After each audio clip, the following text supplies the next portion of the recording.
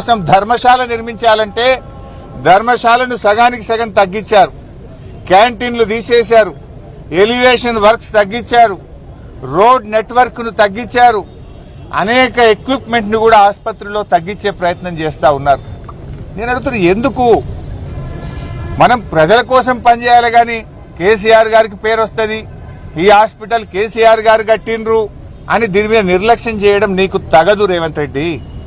ప్రజల కోసం ప్రభుత్వాలు పనిచేయాలి తప్ప కేసీఆర్ గారికి పేరు వస్తుందనే పేరు మీద ఎందుకు ఈ నిర్లక్ష్యం? ఇప్పుడు మేము ఈ హాస్పిటల్ కు ప్రణాళికలు రూపొందించాం, బడ్జెట్ కూడా మేమే సమకూర్చిపోయినాం. దీనికి ఎన్ని నిధులు కావాలో నిధులను కూడా నాటి బీఆర్ఎస్ ప్రభుత్వం సమకూర్చింది.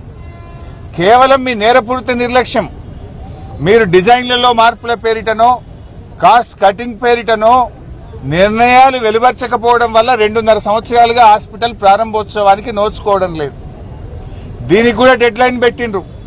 2 జూన్కు ఈ ఆసుపత్రిని ప్రారంభిస్తామన్నారు. 2 జూన్కు ఈ ఆసుపత్రి ప్రారంభించాలంటే ఇది 2000 పడకల ఆసుపత్రి.